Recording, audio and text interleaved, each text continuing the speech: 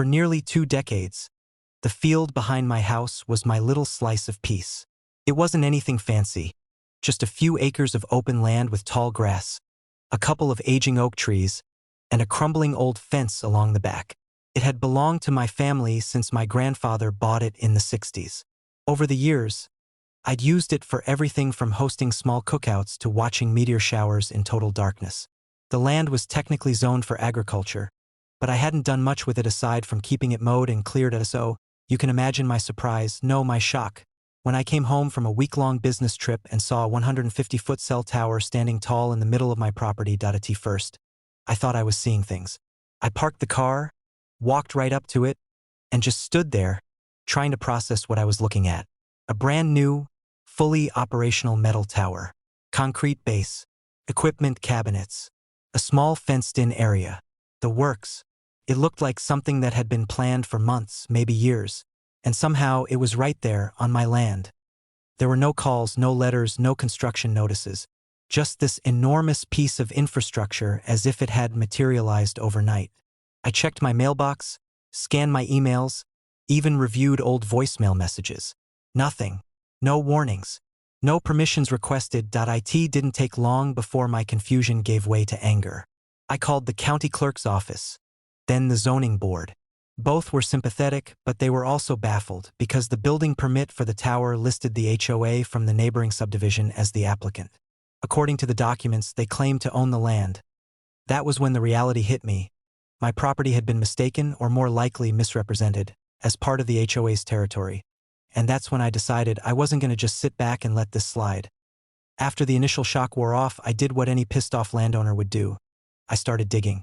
Figuratively, of course, though I did entertain the thought of taking a shovel to that concrete slab more than once. First stop was the county recorder's office.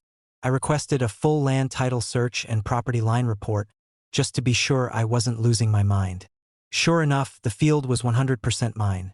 Same plot number, same survey lines, same deed my grandfather had passed down to me. No transfers, no easements, no leases. Nothing had changed. As far as the county was concerned, I owned the land outright. But when I looked at the HOA's permit paperwork, obtained through a public records request, I saw the problem.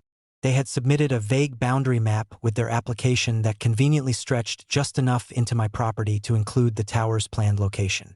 No surveyor's stamp, no legal description, just a generic drawing with a line that might as well have been made with a crayon. I confronted the HOA president the following week.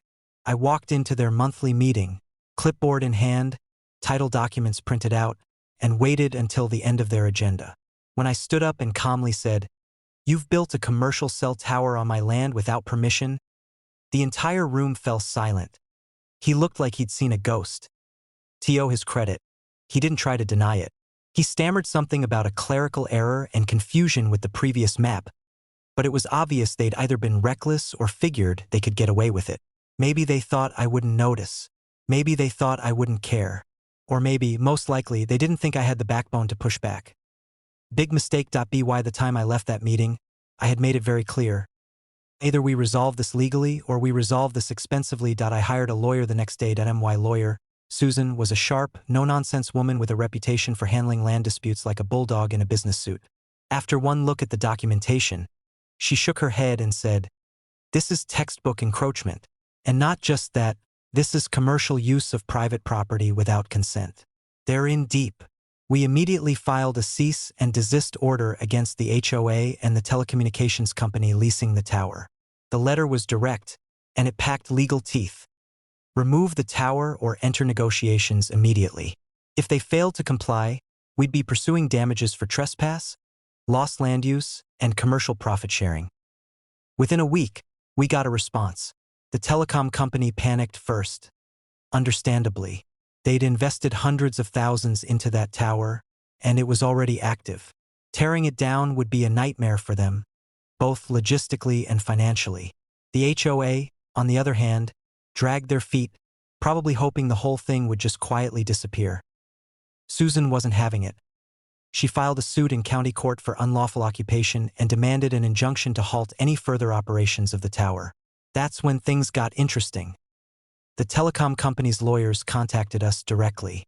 They admitted they'd trusted the HOA's documentation without conducting an independent survey, assuming everything was above board.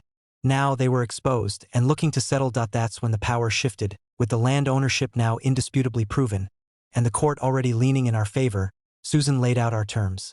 Either they formally acknowledge my ownership, sign a new lease agreement on my terms, or prepare to disassemble that entire tower.